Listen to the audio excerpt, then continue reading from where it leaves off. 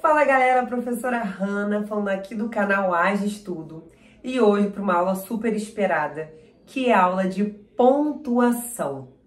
Você sabe o que é pontuação? Tem dificuldade? Vem cá, deixa eu te ajudar. Galera, a pontuação é o conjunto de sinais gráficos que vão tentar representar na escrita o que a gente faz com maestria na fala. Então, na fala, a gente consegue diferenciar as emoções, as intenções do enunciador, muitas vezes pela entoação e também pelas pausas que a gente faz. Só que isso não é possível fazer na escrita. Então, como é que a gente faz na escrita para marcar a entoação e para marcar as pausas? A gente usa da pontuação. Então, a entoação, ela vai ser capaz de dizer se a pessoa está dando uma ordem, se ela está exclamando, se ela está triste, se ela está surpresa. Então, essas diferenciações acontecem com a entoação.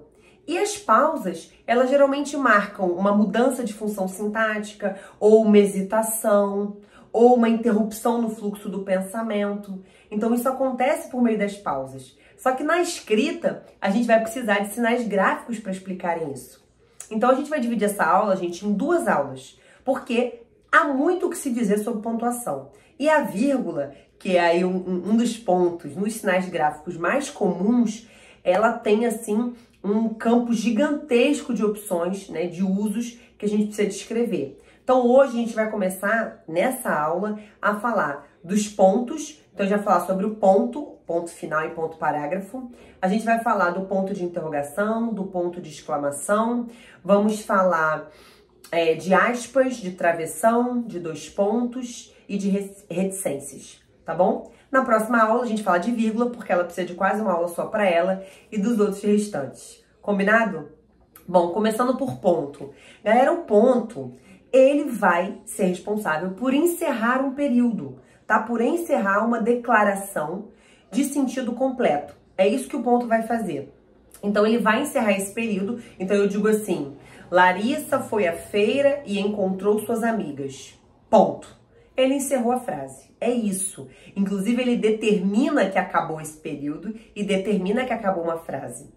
Quando, por exemplo, a gente tem a mudança de um assunto, né, um grupo de ideias, a gente está falando de um grupo de ideias, a gente fecha esse grupo de ideias e abre um novo assunto, não é nem um novo assunto, mas uma nova ideia, a gente vai dar uma pausa maior. E aí a gente chama esse ponto que vai encerrar essa para abrir a nova ideia de ponto parágrafo. Então, na escrita, a gente está ensinando redação, por exemplo. A gente está falando de um assunto e a gente está falando de umas ideias associadas a esse assunto. Quando a gente vai mudar essas ideias, mas sobre o mesmo assunto, a gente dá um ponto e muda para a linha de baixo, deixa o resto do espaço em branco e muda para a linha de baixo, resguardando aí um recuo. Esse ponto a gente chama de ponto parágrafo, mas nada mais é que o ponto mesmo, esse ponto. E quando a gente encerra um texto, a gente chama ele de ponto final. Mesma coisa, é o mesmo ponto, mas o último ponto que você dá no texto é chamado de ponto final. Ele vai encerrar o texto inteiro. Uma outra aplicação do uso de ponto é quando a gente tem, por exemplo, abreviaturas. Então, senhor, a gente põe ali, em vez de colocar o senhor, a gente escreve SR, aí põe um ponto. Ou doutor, a gente põe DR e um ponto. Ou padre, PE e um ponto. Nessas abreviaturas, a gente põe um ponto para marcar aí essa abreviatura, que a palavra não está completa. Tudo bem? Difícil? O ponto não tem muito o que a gente... São esses os casos em que a gente vai usar, ok? Há usos estilísticos também, mas a gente vai ter que avaliar o contexto. Combinado? Bom, além disso, a gente tem o ponto de interrogação, que é esse ponto assim, ó, tem essa curvinha com pontinho embaixo. Gente, o ponto de interrogação, ele é muito simples, porque ele vai marcar as interrogações diretas, ou seja, as perguntas diretas. Então eu digo... Você foi à feira com quem ontem? Eu tô fazendo uma pergunta. E observem que esse meu tom, há um tom ascendente aí. Eu vou dizendo, você foi à feira com quem ontem? Eu subo para fazer esse tom para fazer essa pergunta. E aí ele marca o fim da pergunta. Na língua portuguesa, esse ponto de interrogação vem lá no final, marcando que isso é uma pergunta. Observe, nas perguntas indiretas, ou seja, nas interrogações indiretas, ele não vai aparecer. Então, numa frase como se eu dissesse assim, Tereza gostaria de saber onde a filha foi. Aí não vai ter ponto de interrogação, porque a pergunta não é direta, é uma pergunta indireta, e aí há uma declaração, o ponto que vai encerrar ela é esse ponto normal, tá? Ponto. Não é o ponto de interrogação. Tudo bem? Quando a gente tem aí uma mistura da interrogação com uma emoção, a gente vai usar esse ponto de interrogação junto com de exclamação, que é o ponto que eu vou falar agora. Então, terceiro sinal gráfico é o ponto de exclamação, que é esse assim, ó, ele é uma retinha com um ponto no final. Esse ponto, ele vai marcar as emoções num texto, tá? E essas emoções podem ser variadas. Pode ser surpresa, pode ser espanto, pode ser alegria, pode ser tristeza, decepção. Então, a gente vai precisar avaliar o contexto, ou seja, onde o texto está inserido, aquele trecho que tem esse ponto, para você entender qual é a emoção que está sendo exprimida ali, ok? Então, por exemplo, quando eu digo, você veio, esse você veio, a gente está usando aí um ponto de exclamação. Ou quando eu diga, se eu disser, por exemplo, que dia lindo hoje, também uso aí a exclamação. Ou se eu abro uma porta, não estou esperando alguém, digo, você? Ou seja, isso marca o meu espanto, também tem aí um ponto de exclamação. Tudo bem? Difícil?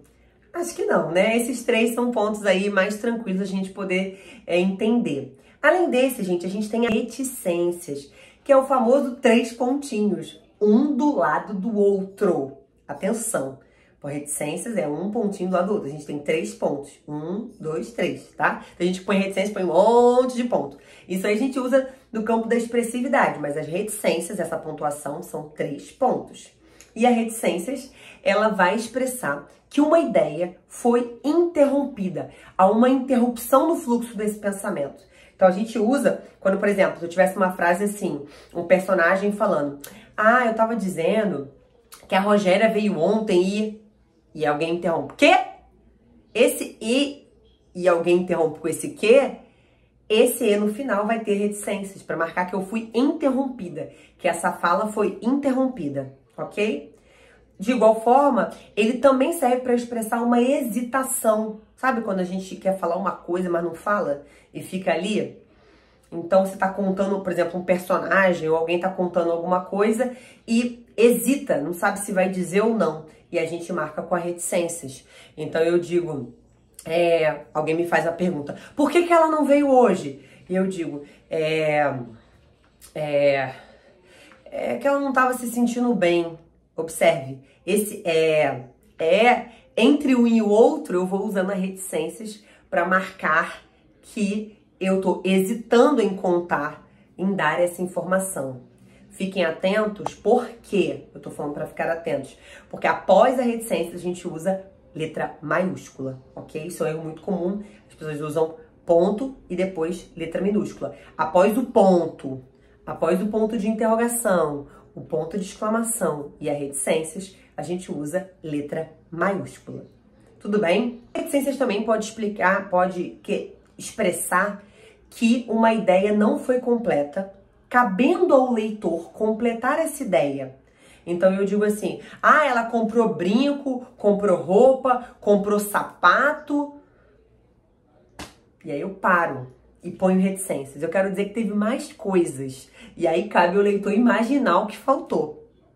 Mas eu não disse. Ou numa descrição assim mais emotiva eu digo, eu senti tudo aquele dia, eu senti dor, eu senti tristeza, decepção, angústia. E aí eu ponho reticências. Significa que teve mais coisa que eu não falei. E aí cabe ao leitor tentar imaginar o que está faltando aí no meu relato pelas emoções que eu já relatei. Ok? Alguma dúvida? Vou continuar que a gente tem mais alguns para falar hoje.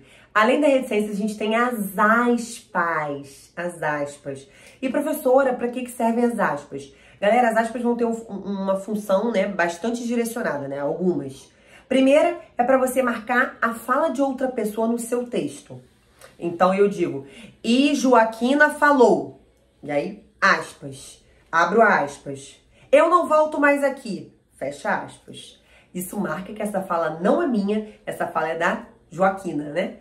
A fala dela tá entre aspas, ou seja, marca a fala de alguém. Eu abro, paro de falar e deixo o espaço de outra pessoa no meu texto, que a gente chama de discurso direto. Ainda teremos essa aula aqui no canal, ok? Outra forma de você usar aspas, quando você quer dar ênfase a uma palavra. Então, eu digo assim, o verbo ser, boto ser entre aspas, é um verbo de ligação. Então, eu quero evidenciar a palavra ser, e aí eu ponho ela entre aspas, ok? Outro uso para aspas, gente, é quando a gente está usando uma gíria ou uma palavra estrangeira no texto, ou uma palavra muito antiga ou uma palavra inventada, que a gente chama de neologismo. Também teremos essa aula aqui no canal. E quando a gente está usando qualquer um desses casos, a gente pode marcar entre aspas. Então, por exemplo, eu vou falar assim, o bullying é algo a ser combatido. O bullying eu ponho entre aspas porque é uma palavra de origem estrangeira, tá? Da mesma forma, se eu usar uma gíria, se eu ponho lá um personagem falou, 2 pontos. Fala aí, rapaziada. Esse fala aí, rapaziada, ele vai estar entre aspas, não só porque é a fala de um personagem, mas porque nesse caso está expressando uma gíria. Então a gente marca como escritor do texto que é uma gíria e que, portanto, a gente está expressando que aquilo ali é uma gíria, não é um desconhecimento nosso. A gente está falando como aquela pessoa ou aquele personagem disse. Tudo bem? Então, para evidenciar uma palavra, para expressar uma gíria, um estrangeirismo ou um neologismo, né, que é uma palavra inventada ou uma palavra antiga, para marcar a fala de um personagem e nas citações em geral, esqueci de falar. Quando você vai citar qualquer frase de qualquer pessoa num texto, você vai usar as aspas. Então eu digo assim, o Ministério da Saúde adverte, e aí 2 pontos, fumar causa câncer nos pulmões, fecha aspas. Porque essa fala não é minha, essa fala é do Ministério da Saúde. Então, quando eu quero citar alguém e eu não quero me comprometer, eu estou mostrando que essa fala não é minha, eu vou usar aspas. Lembrando, gente, que num texto acadêmico, a gente só usa aspas em citações de até 3 linhas, tá? Segundo a ABNT, que é a Associação Brasileira de Normas Técnicas. A gente só usa aspas até a 3ª linha. Se porventura a citação que a gente vai fazer, ou seja, a fala de outra pessoa que a gente está trazendo para o nosso texto, for maior do que 3 linhas, a gente não usa aspas e a gente faz uma letra menor, tem que ver de acordo com o manual da sua faculdade, né? E faz um recuo maior também. Então a gente marca que é uma citação com o recuo do texto, que aumenta, e com a letra que diminui. Ok? Combinado? Gente, o travessão, né, que é o nosso próximo sinal gráfico, ele vai ter uma função, uma não, algumas, e uma delas ele vai introduzir a fala de um personagem no texto. Então, eu digo lá, Raimundo falou, e aí a fala dele vem com travessão na frente. Volte aqui, Cassandra! Observe, para marcar que isso é fala dele, ou eu uso as aspas que eu expliquei para vocês, ou eu uso o travessão na frente dessa frase. Ao usar o travessão na frente dessa frase, eu mostro que é a fala de um personagem. E aí, para marcar que mudou a fala do personagem, que agora é outro, eu ponho outro travessão. Então, supondo que a Cassandra respondesse outro travessão e ela diria, eu não volto não. Observe, toda vez que a Cassandra falar, eu vou ter um travessão. Raimundo falar, outro travessão. Cada vez que você usa um personagem diferente, tasca-lhe ali o travessão para marcar que mudou esse personagem ou esse interlocutor. Então, na fala de cada pessoa, um travessão na frente. Se você quiser voltar para a fala do narrador, se eu dissesse, por exemplo, e ele gritou, eu não aguento mais isso. Respondeu Raimundo. Se eu continuasse com a fala do narrador, eu precisaria marcar com travessão de novo, que eu fechei essa fala de personagem e que agora voltou a falar o narrador, ok? Então, a fala do personagem é introduzida pelo travessão e se ela for continuada pela fala do narrador, eu preciso fechar a fala do personagem com outro travessão, ficando assim a fala entre 2 travessões, ok? A gente usa o travessão também, gente, quando a gente vai acrescentar, a gente diz assim, uma oração ou um termo, uma expressão intercalada, ou seja, no meio de outra oração. Então, você vai colocar ali uma explicação, um adendo, um comentário, você tem que colocar ele entre travessão. Outra opção é botar entre vírgulas, que a gente ainda vai ver na próxima aula, ou colocar entre parênteses, Mas, em geral, a gente usa o travessão para colocar no meio ali algum comentário, alguma explicação que você quer sobre algum assunto. E isso também pode vir no final da frase. Se vier no final da frase, a gente usa só um travessão, porque logo depois vem o ponto que encerra aquela frase, tá bom? Então, por exemplo, se eu dissesse assim, Juliano, travessão, o médico de Cassandra, outro travessão, fechei, chegou agora. Observe, eu quis acrescentar aí essa explicação de quem é Juliano. Ele é o médico da Cassandra. Então, antes que eu dissesse que ele chegou, eu coloquei a explicação sobre quem era ele. E aí, ao dizer quem era ele, eu coloquei entre travessões. Porque eu coloquei uma explicação aí no meio, ok? Mas eu poderia dizer também, e colocar no final, o médico de Cassandra chegou. Travessão. O nome dele era Juliano. Observe, eu fiz uma explicação no final. E aí, eu quis botar essa explicação com o travessão na frente. Esse travessão na frente marca que eu tô acrescentando aí uma explicação, ou um comentário, ou um adendo. Então, o travessão é um recurso não só para introduzir fala de personagens, como para mostrar que mudou de personagem, mas também para acrescentar numa oração uma explicação, um adendo, um comentário, que pode ser colocado no meio, daí uma oração intercalada, ou pode vir no final. Ok? E aí a gente vai colocar só um travessão. Vê se você entendeu, está claro. Para terminar a aula de hoje, a gente tem os 2 pontos. E atenção, gente, os 2 pontos é um ponto embaixo do outro. Ah, professora, isso não parece óbvio? Não, muitas vezes a gente, como professor, se depara com situações em que a gente fala, põe aí 2 pontos num ditado, por exemplo, e o aluno põe um do lado do outro. Quando a gente está falando de 2 pontos, a gente está falando de um embaixo do outro. Quando que a gente vai usar 2 pontos? Gente, a gente usa 2 pontos para introduzir a fala de outra pessoa ou uma citação. Então, antes de colocar as aspas, antes de colocar o travessão, a gente põe 2 pontos. Em geral, esses 2 pontos vêm depois de verbos que a gente chama de verbos de sende ou de candy, que são os verbos de dizer, falar, dizer, afirmar, declarar. Então, fulano falou, 2 pontos. Ciclana disse, 2 pontos. Né? Ou Mariana gritou, 2 pontos.